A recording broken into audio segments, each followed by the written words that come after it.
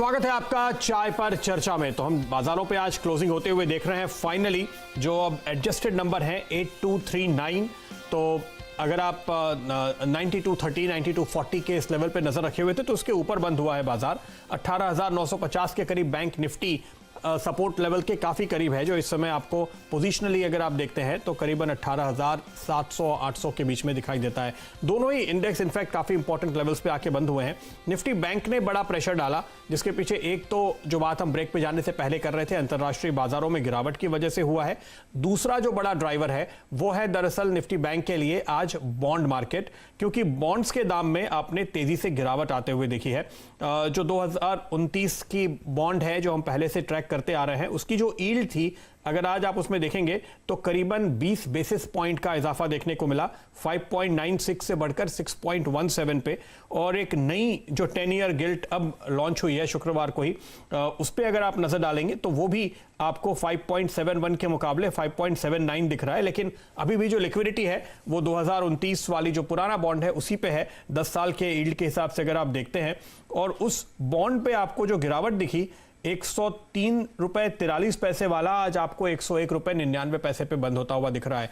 तो जाहिर है कि ये जो पूरा एक्शन हुआ बॉन्ड मार्केट में, उसके पीछे वजह थी सरकार ने जो शुक्रवार को बाजार बंद होने के बाद ऐलान किया कि वो 4 लाख करोड़ ज्यादा कर्ज लेने वाले हैं, उसके चलते ये सारे यील्ड उछले। और चूंकि बैंक्स के पास वो पोर्टफोलियो है इसलिए आपने उनमें गिरावट आते हुए देखी। लेकिन शैल जी, यहां पर एक जो बात है, ये जो एक्स्ट्रा बोरोइंग हो रही है सरकार की, इसकी वजह से स्टिमुलस आएगा ऐसा अंदाजा है, उसका इस्तेमाल किया जाएगा अलग अलग सेक्टर्स के लिए, जैसे कि जानकारी आपको लक्ष्मण जी दे भी रहे हैं। उसका चूंकि ऑफिशियली कोई ऐलान नहीं हुआ इसलिए बाजार ने डाउनसाइड तो डिस्काउंट किया लेकिन अपसाइड डिस्काउंट नहीं किया कि ग्रोथ आएगी। और अगर आपको नॉमिनल जीडीपी बढ़ता हुआ दिखाई देगा तो ये खबर शेयर बाजार के लिए अच्छी है और बैंक्स के लिए भी अच्छी, क्योंकि इनके जो प्रोविजंस को लेकर के हम चिंतित हैं। अगर सरकार की ओर से एक पुश आता है, सरकार अगर अपना खर्च बढ़ाती है, चाहे फिर वो किसी भी सेक्टर में जाए, तो उससे इकोनॉमी को फायदा होगा। तो चूंकि उसकी आधिकारिक जानकारी हमारे सामने नहीं है, सिर्फ हम बता रहे हैं, लक्ष्मण जी बता रहे हैं, इसलिए बाजार ने अभी उसको फुल्ली डिस्काउंट नहीं किया, केवल डाउनसाइड देखा। जी प्रदीप जी, आपने बहुत ही सरलता से समझाया कि आज बाजार में क्यों गिरावट आई, खासकर निफ्टी बैंक में। आप देखिए निफ्टी फ्लैट बंद हुआ है, बिल्कुल 12 पॉइंट नीचे, लेकिन आप 2.5% का कट निफ्टी बैंक में आते हुए दिख रहे हैं। और ये तब है जब पिछले पूरे हफ्ते पाँचों के पाँचों दिन आपने गिरावट देखी और निफ्टी बैंक ने लगभग 8.6% की गिरावट दर्ज करी पिछले हफ्ते। और शुरुआती दिन में आज भी 2% नीचे है। लेकिन जिस हिसाब से आपने लक्ष्मण जी की बात सुनी और जो चर्चाएं आपको दिल्ली के जर्नलिस्टिक कॉरिडोर्स में आती हुई सुन रही हैं, तो यूँ मान के चलिए कि अगले 4 दिन बहुत बिजी रहेंगे बाजार के लिए।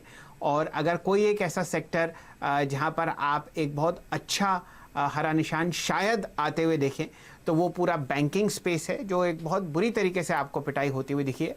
आज आप देखिए ऑटो स्पेस में क्या बढ़िया आपको हरा निशान आता हुआ दिखा। जितने भी रिटेल स्पेसिफिक काउंटर्स हैं, चाहे वो लिबर्टी शूज़ हो गया, मिर्ज़ा इंटरनेशनल हो गया, अन्य कई ऐसे काउंटर्स, ज्वेलरी स्टॉक्स हो गए कुछ खास, वहाँ पर जैसे ही आप तेज़ी आते हुए देख रहे हैं, ये बिल्कुल आप मान के चलिए कि इकोनॉमी खुलने के लिए तैयार है, अंगड़ाई ले रही है।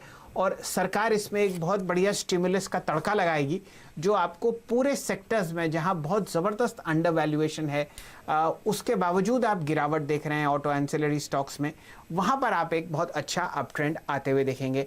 आज प्रदीप जी देखिए निफ्टी आपके सामने लगभग 7 या 8 पॉइंट नीचे बंद हुआ है, लेकिन बैंकिंग के अलावा अगर आप ध्यान दें तो बहुत सारे सेक्टर्स, ज़्यादातर सेक्टर्स हरे निशान में हैं।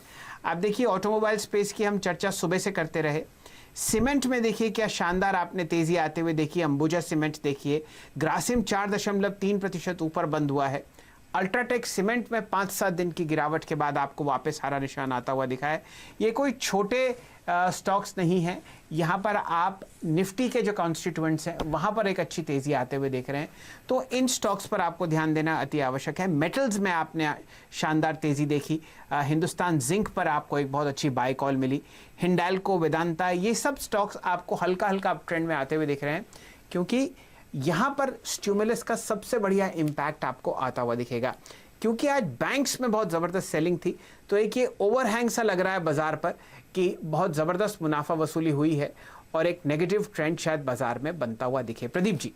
बिल्कुल, तो आप देखिए कंजम्पशन वाले स्टॉक्स में आप तेजी देख रहे हैं। जिन शेयरों में आपका अंदाजा है कि यहां पे आगे और ज्यादा फायदा होगा, वहां पर आप एक अच्छा खासा इजाफा आते हुए देख रहे हैं और थोड़ी पिटाई आपने जो रिएक्शन देखा है वो बैंकिंग जैसे सेक्टर पे। आज आप देखिए मारुति, बजाज जैसे स्टॉक्स में 6% की तेजी है, हीरो मोटो में 6% की तेजी है। आपने बहुत आमतौर पर इस तरह का उछाल इन शेयरों में आते हुए नहीं देखा है। जैसे हमने आपसे कहा कि यहां पर इंस्टीट्यूशंस का काफी एक्शन है। लेकिन जो अच्छी बात मुझे बाजार में नजर आई, जब सेंसेक्स निफ्टी गिरते हैं, बैंक निफ्टी गिरता है, तो जो छोटे मझोले स्टॉक्स हैं वहां पे आपको एक बिकवाली का दबाव दिखता है, वो आज बिल्कुल नहीं दिखा है। गिरने और बढ़ने वाले स्टॉक्स का जो समीकरण है वो बिल्कुल आपको 50-50 पे नजर आएगा।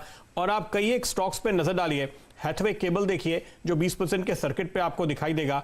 आप सारे गामा पे नजर डालिए, मेरा एक पसंदीदा स्टॉक हुआ करता था, पसंदीदा प्रोडक्ट आज भी है सारे गामा मेरे लिए, लेकिन अभी वो स्टॉक काफी दिनों से रडार पे नहीं आया था और आज एक अच्छी खबर आई दोपहर में जब इसकी चर्चा हुई, उसके बाद आप देखिए ये भी 20% के सर्किट पे आपको लगता हुआ दिखाई दे रहा है। तो ये वो सारे स्टॉक्स हैं जहां पर बाजार को इस समय वैल्यू दिखती है। जो स्टॉक्स अपने ऊपरी स्तरों से काफी नीचे आ गए हैं सिर्फ इस वजह से क्योंकि कोविड का आपको एक डर दिखाई दिया है, लेकिन इनका कारोबार अब फिर से शुरू होने वाला है, दुकानें फिर से खुल रही हैं, बिक्री फिर से होगी। यहां तक कि टाइटन के स्टोर भी आपको खुलते हुए नजर आ रहे हैं, जो अपडेट हमने आपको दिया, और वो भी इंपैक्ट आप आते हुए इस स्टॉक पे देखेंगे। तो जाहिर है कि बाजार ने आज की जो बाजार की बहुत ही स्ट्रॉन्ग थीम थी वो एक रीओपनिंग की थी, और इसके साथ साथ दो और थीम्स भी थी, एक तो रेलवे और एक रियल एस्टेट। तो आज आरआर का फैक्टर पूरी तरह से था, लेकिन इन पर बात करेंगे ब्रेक के उस पार।